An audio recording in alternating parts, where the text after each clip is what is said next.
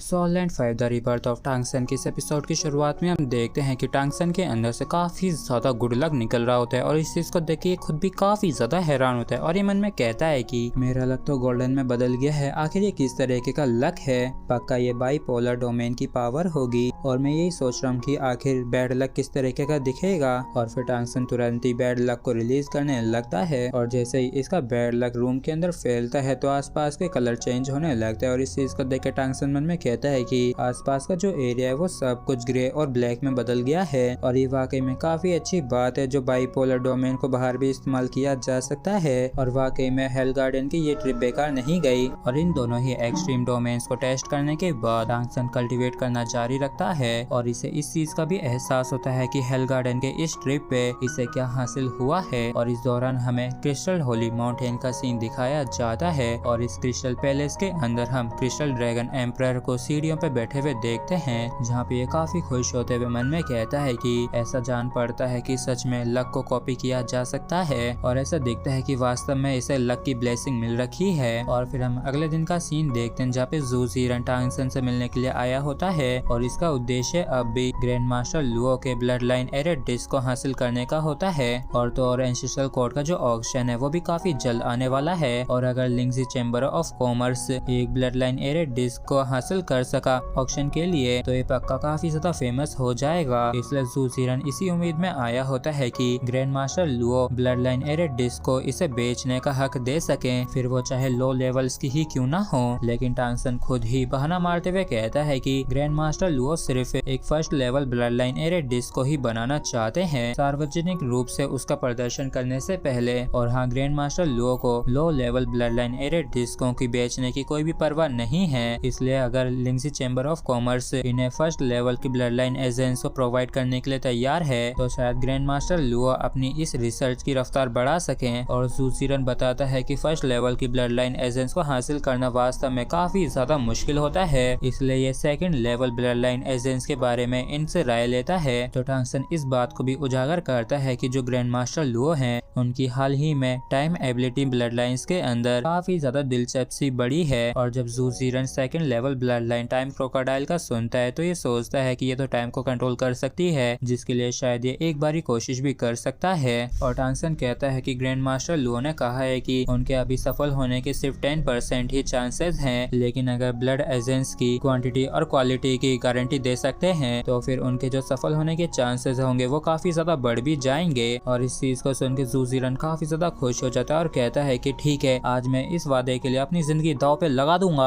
और मैं अभी ही चैम्बर ऑफ कॉमर्स में इस चीज के लिए अप्लाई करता हूँ। ब्रदर सूरा, बस आप मेरी खुशखबरी का इंतजार कीजिए। और इतना कहकर जू जीरन चला जाता है, लेकिन वो काफी जल्दी लौट के भी आ जाता है और इस बारी इसके हाथों में एक सुंदर सा आइस बॉक्स भी होता है और ये काफी खुश होते हुए कहता है कि ब्रदर सूरा, इस बारी हमने अपनी पूरी ईमानदारी दिखाई है और इसे हासिल करने के लिए मैंने अपनी हाईएस्ट अथॉरिटी का इस्तेमाल किया है। और इस बॉक्स के अंदर टोटल 15 ड्रॉप्स हैं टाइम क्रोकोडाइल ब्लड एजेंट्स की और ये सभी की सभी ही 9th रैंक की पीक की हैं। और इन खून की बूंदों को देख के टांगसन की तो चांदी चांदी हो जाती है, जबकि जू जीरन अपना थोड़ा सा मुंह बनाते हुए कहता है कि इसलिए ग्रैंड मास्टर को हर हालत में सफलता पूर्वक एकदम तैयार प्रोडक्ट बनाना होगा, नहीं तो हम लोग सच में काफी बड़े घाटे में जाएंगे। तो टांगसन भी काफी खुश होते हुए कहता है कि इसके बारे में सच में बिल्कुल भी चिंता मत कीजिए। और वैसे तो मैं इस चीज की गारंटी नहीं दे सकता हूँ कि ग्रैंड मास्टर इसे बनाने में सफल होंगे या नहीं, लेकिन यहाँ तक कि अगर वो फेल भी हो जाते हैं तब भी वो पक्का इस आइटम के बदले में कोई और आइटम दे देंगे जिसकी वैल्यू इसकी ही जितनी होगी। और जब जू जीरन टांगसन का ये जवाब सुनता है तो इसे राहत महसूस होती है, जिसके बाद ये यहाँ से लौट के चला जाता है। जबकि टांगसन भी काफी हैरत अंगेज तरीके से खुश होता है जब इसने सफलता पूर्वक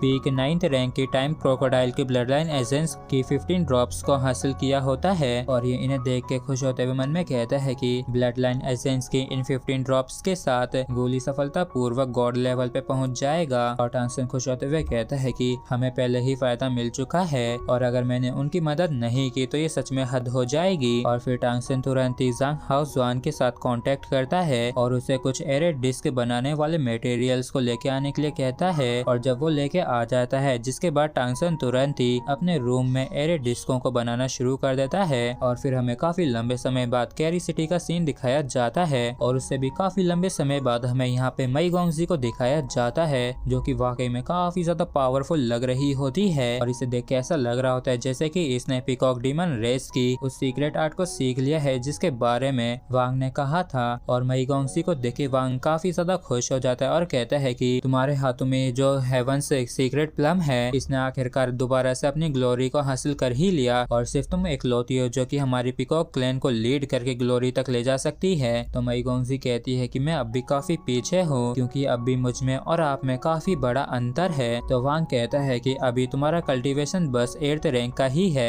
लेकिन फिर भी तुमने इसे शुरू कर दिखाया है और ये वाकई में काफी बढ़िया बात है जो तुम्हें हेवन से सीक्रेट प्लम के द्वारा रिकॉग्नाइज किया गया है जो कि सच में मेरी अपेक्षाओं से बाहर की बात है। और वाकई में ज़ियाओ मई तुमने मुझे बिल्कुल भी डिसअपॉइंट नहीं किया है और मैं हमारे क्लैन का फॉर्मर पाट्रियार्च था और कभी मुझे पीकॉक ग्रेट डीमन एम्परर वांग क्वीन के रूप में जाना जाता था और यही तुम्हारा भी टाइटल होगा। इसलिए अब तुम्हें अगले आधे महीने तक अच्छी तरीके से तैयारी करनी होगी क्योंकि जब तुम 9th रैंक पे ब्रेक थ्रू करोगी तब तुम्हें एक टेस्ट भी देना होगा और अगर तुमने उसे पास कर लिया तो तुम्हें सच में हेवन सीक्रेट प्लम की पहचान मिल सकती है और अब से तुम कैरी सिटी की नई लॉर्ड हो। और इस चीज के लिए ज़ियाओ मई भी मान जाती है और वांग क्वीन कहता है कि और अब जब तुम इस पूरे समय के बाद बाहर निकल के जो आई हो इसलिए अब तुम्हें भी कुछ समय तक आराम करना चाहिए। और तो इस दौरान तुम्हारी मदर कई दफा तुमसे मिलने भी आई हैं लेकिन मैंने उन्हें तुमसे दूर रखा और मुझे डर है कि घरेलू कलेश होने लगेगा अगर मैं उसे ऐसे ही तुमसे मिलने से रोकता रहा तो। और इस बात को सुन के मई गोंगजी मन में कहती है कि हाँ सच में मैं वाकई में काफी लंबे समय से मॉम से नहीं मिली हूँ और अब मुझे सच में उनकी काफी याद आने लगी है और तो और उसकी भी। और हमें पता चलता है कि ये सूरा को याद कर रही है और ये ब्लश मारते हुए मन में कहती है कि ना जाने वो कैसा होगा और क्या कर रहा होगा। जबकि इस तरफ हम देखते हैं कि टांगसन ने एक काफी ज्यादा खतरनाक एयर डिस्क को बना लिया होता है जिसे देख के ज़ांग हाओ ज़ुआन के पसीने छूटे हुए होते हैं और ये कहता है कि मैं यहाँ से चलता हूँ। और इसी के साथ फ्रेंड्स हमारा ये एपिसोड यहीं पे खत्म होता है। अगर आप लोगों को वीडियो अच्छा लगा हो तो प्लीज चैनल को सब्सक्राइब और वीडियो को लाइक करना बिल्कुल भी ना भूलें। Thank you.